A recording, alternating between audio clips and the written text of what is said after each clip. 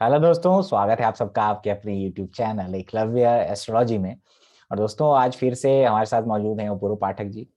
अपूर्व पाठक जी, बहुत बहुत स्वागत है आपका। धन्यवाद सर, धन्यवाद। और आज ये बात करने वाले हैं मंत्रों के पीछे कि उच्चारण कैसे है उसका, साइंटिफिक क्या, साइंस क्या है मंत्रों के पीछे, और उसको कैसे उच्चारण किया जाता है, और ज्योतिषियों के लिए, खासकर जो ज्योतिष पढ़ते हैं सीखते हैं, उनके लिए वो कैसे करना चाहिए, और वो एक रेमेडी क्यों होती है, सबको करना चाहिए, है ना।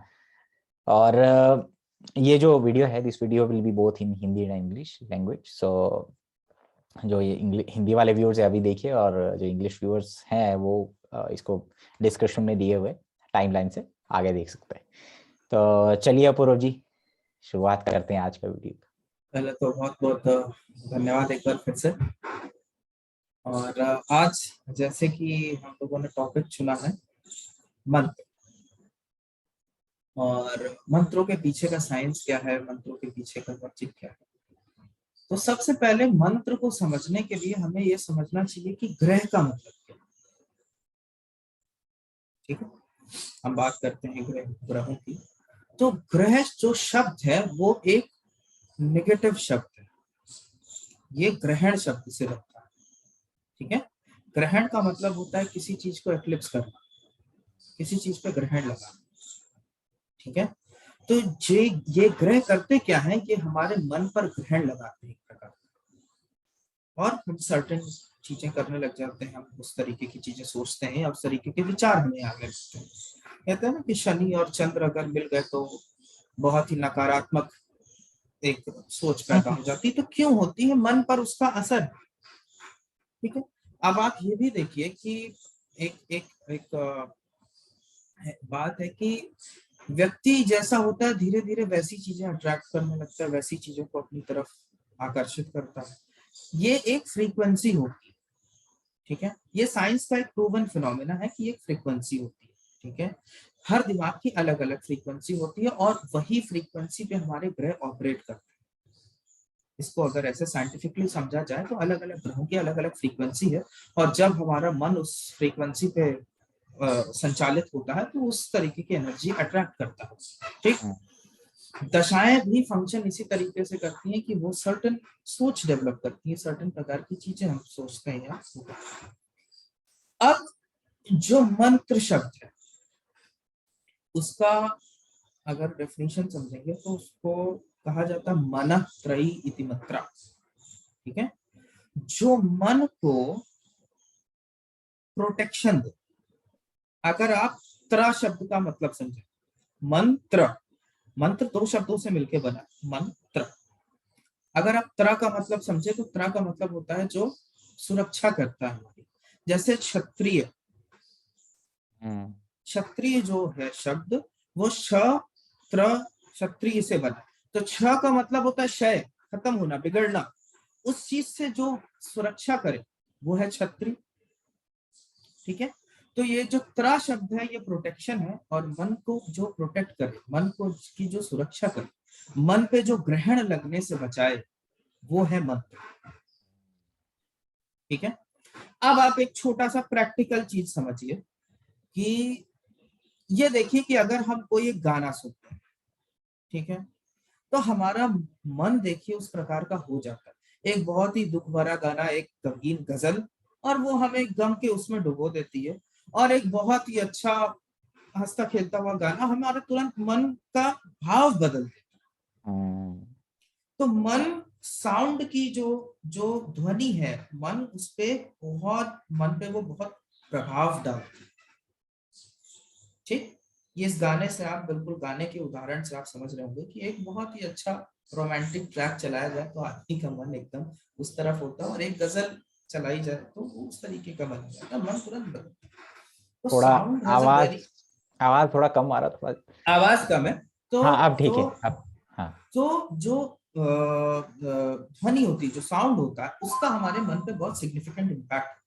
जी। ठीक है, इसीलिए ये पूरा मंत्र का जो उच्चारण है अगर सही ढंग से किया जाए और सही चीज करी जाए तो बहुत फायदे देती है। बराबर। अब जैसे हम सारे जो एस्ट्रोलॉजी के स्टूडेंट हैं, जो ज्योतिष के हम सारे स्टूडेंट हैं, तो हमें ये पता है कि सबसे नकारात्मक भाव जो छठा, आठवां और 12वां हम लेते हैं। ठीक, 6, 8, 12 को हम सबसे सारी की सारी परेशानियां हमें वहीं से आती है। ठीक है, तो अब देखिए, जो मैं वैसे तो जो ये नारायण कवच ये नहीं है जो मैं बताने जा रहा हूँ, ये एक सिंपल विष्णु जी के कुछ मंत्र हैं, लेकिन इनको देखिए कि ये कैसे कनेक्ट होते हैं, और मैं इनको नारायण कवच का नाम देता हूँ। ठीक है, तो अब आप ये देखिए कि सबसे पहले छठा घर, तो छठे घर से सबसे पहला हम षडाक्षरी मंत्र कर सकते हैं, ओम विष्णवे नमः। अगर आप इसके सिलेबल्स काउंट करिए तो ये 6 षडाक्षरी बनता है। ठीक, तो पहली प्रोटेक्शन हमें छठे घर से ओम विष्णवे नमः। दूसरा आया हमारा अष्टम भाव, ओम नमो नारायणाय। ठीक है, ये हमारे अष्टम भाव। और 12वां घर द्वादश अक्षरी मंत्र, ओम नमो भगवते वासुदेवाय। ये 3 मंत्र हमें जब भी, मैं तो ये बहुत बिना फेलियर के फॉलो करता हूं, जब भी मैं कुंडली देखने बैठता हूं तो इन तीनों मंत्र को पढ़ करके बैठता हूं कि 6, 8, 12 ऐसे भाव हैं जहां से सारे के सारे कष्ट आते हैं, जो शील्ड को ब्रेक कर सकते हैं। और इस मंत्र को करने से उन भावों से हमें प्रोटेक्शन मिलती है, उन नेगेटिव एनर्जी से हमें प्रोटेक्शन मिलती है। ठीक है, 6, 8, 12 अच्छा, भाव से हमें इन इन मंत्रों से प्रोटेक्शन मिलता है, और वो हमें बहुत बिल्कुल जरूरी चाहिए।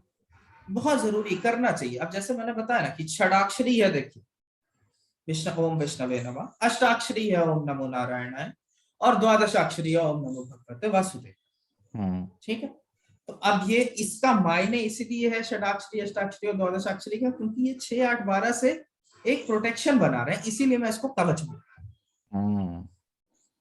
और ये तीनों भगवान विष्णु के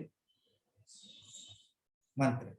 अब जैसे नारायण का अगर सिंपल मायने देखा जाए तो आयन का मतलब होता है अंग्रेजी में गोल, और नर का मतलब होता है मनुष्य। तो मनुष्य के वो गोल हैं, he is the goal of humans, Narayan. ठीक है, the goal is to become God, जैसे हम कहते हैं। अच्छा, अब जैसे उस दिन हम लोगों की चर्चा हो रही थी कि आपने ये बोला था कि एक बार वो गायत्री को रिसाइट करके भी आप बताएं। किसी दिन जब हम और डिटेल्ड चर्चा करेंगे विष्णु पुराण पे, और ये देखेंगे कि गायत्री का जो मायने होता है वो होता है 24। और जो गायत्री हम पढ़ते हैं नॉर्मली, बहुत प्रकार की गायत्री होती है, और जो गायत्री हम पढ़ते हैं वो सवितुर गायत्री कहलाती है। ठीक है, तो हम जैसे पढ़ते हैं नॉर्मली, पहले तो मैं ये देखता हूँ कि जैसे सारे के सारे लोग पढ़ते हैं वैसे पढ़ के एक बार बोलता हूँ, फिर इसका एक्चुअली कैसे पढ़ना चाहिए वो एक बार कोशिश करूंगा कि लोग समझें उसे और जाने। तो जैसे हम पढ़ते हैं ओम भूर्भुवः स्वः, ठीक है, ओम तत्सवितुर्वरेण्यम भर्गो देवस्य धीमहि धियो यो नः प्रचोदयात्। सबसे पहले देखिए इसमें जो ओम भूर्भुवः स्वः, ओम उसका एक वो हो गया, भू भुआ स्व, ये 3 लोकों की बात हो रही। अच्छा, इसे कहते हैं बृहस्पति व्याकृति, ये तीनों लोकों की बात कर रहे हैं, भूलोका, भुआ लोका और स्वलोक। ठीक है, उसके बाद ओम भूर्भुवः स्वः तत्सवितुर्वरेण्यम, ठीक है, भर्गो देवस्य धीमहि। अब जैसे धी शब्द है, तो धी के क्या मायने हैं? धी से आप देखिए सर्वप्रथम होता है बुद्धि, शुद्धि, वृद्धि और सिद्धि। अगर आप दिमाग में अपने नैसर्गिक कुंडली की कल्पना करेंगे तो देखिए ये केंद्रों को दिखा रहा है। लगन होती है हमारी बुद्धि, ठीक है, और चतुर्थ होती है हमारी शुद्धि, शुद्धता का भाव होता है चतुर्थ। सप्तम भाव होता है हमारी वृद्धि, जब हमारी शादी होती है, जब हमारी पत्नी या पति होती है, वृद्धि होती है। और दशम भाव होता है आपका सिद्धि, तो किसी भी प्रकार की सिद्धि हमें दशम भाव देता है, उससे हमारी ख्याति होती है। तो देखिए कैसे ये केंद्रों की बात कर रहे हैं। अब इसका एक्चुअल जो रेसाइटेशन है वो कैसे करना चाहिए, वो कोशिश कर रहा हूं मैं कि उसको आपको करके बताऊं। ओम भूर्भुवः स्वः ओम तत्सवितुर्वरेण्यं भर्गो देवस्य धीमहि धियो यो नः प्रचोदयात्। एक मंत्रों को करने का प्रॉपर वो होता है, प्रोसीजर होता है, और जब मंत्र उस प्रकार से किए जाए तो काफी इफेक्टिव होता है।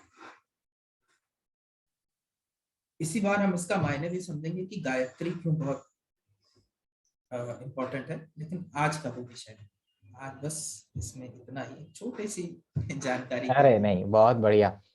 ये कुछ आ जाता है। बातें होती है जो सबको मालूम नहीं है, लेकिन मालूम होना बहुत जरूरी है कि गायत्री मंत्र का जाप तो करते हैं, एस्ट्रोलॉजी भी सीख रहे हैं, ज्योतिष भी सीख रहे हैं, लेकिन प्रोटेक्शन क्या करना है, कैसे हम मंत्रों को समझे, बिल्कुल मंत्र क्या है एक्चुअली, है ना, उसका प्रोनाउंसिएशन कितना इंपॉर्टेंट है, ये जानकारी होना बहुत जरूरी है।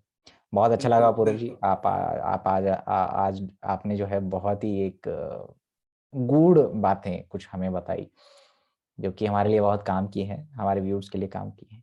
और हमारा फाउंडेशन कोर्स स्टार्ट हो रहा है 20 फरवरी से, आप लोग ज्वाइन कर सकते बिल्कुल हैं। 4 क्लासेस बिल्कुल। वो पाठक जी देंगे, 4 मैं दूंगा, और बहुत जल्द एक बड़ा, बहुत बड़ा एक अनाउंसमेंट हम करेंगे। अनाउंसमेंट कर रहे हैं। बिल्कुल बिल्कुल तो बिल्कुल। चलिए, अच्छा, आई एक छोटी होप सी चीज और बता दूं कि ये जी। गायत्री मंत्र को कितने सेकंड्स में पढ़ना है, इसके पीछे का भी साइंस है। और अगर आप जब जो योग योग अपने कुंडली के योग नहीं, जो योग है अपनी पद्धति है ना, उसमें जब प्राणायाम के कुछ फॉर्मेट्स पढ़ेंगे तो उसमें भी आप देखेंगे कि इस गायत्री मंत्र को प्राणायाम में भी इस्तेमाल किया जाता है, कि इतने गायत्री सांस रोकनी है, इतने गायत्री में सांस छोड़नी है, और इतने गायत्री में ही सांस खींचनी है। ये एक पैमाना उसमें भी है, तो ये बहुत इंपॉर्टेंट है। चलिए, बहुत अच्छा लगा अपूर्व जी, धन्यवाद। अब इसको इंग्लिश में बनाया जाए। बिल्कुल, इसको इंग्लिश में भी ट्रांसलेट कर देते हैं। हम्म, So today I have come up with the topic of mantras. Why mantra is important, and we will see some mantra that we should do before, or everybody should do for that matter, not only the student of Jyotish, but everybody can do that. And we see that before understanding what does a mantra does actually, we should understand why we should do the mantra. Okay. So when we talk about the word graha, which loosely translates into planets in English, but when we talk about the word graha, graha has a negative connotation. Okay. It means to eclipse, it means to enchant. To enchant your mind is the work, and it is the job of the graha. So to save your mind, we call it man. Mind is again a loose translation. We call it man. So to avoid that grip of that planet, the grip of that graha, the eclipse of the graha, you recite certain mantras. Okay, and the word mantra comes from two words, man plus tra. Okay, in Sanskrit they say manah trahi iti mantra. So man is again the mind, and tra means to protect. So one which protects the mind is mantra. All right. So now, as you can see, or as you will realize, that sound plays a very important role while deciding your mood. You can see that if you happen to hear a very sad song, okay, so you will immediately get sad about it, okay. And once you hear a romantic track or a Punjabi song, you can, immediately you can, it lightens up your mood. You feel like dancing, all right. So that is the power of music, and that is the power of sound on your mind. All right. So the planets, they operate at certain wavelengths, and our mind catches it. So to avoid certain kind of uh, negative energies or negative influence of the graha, we do certain mantras.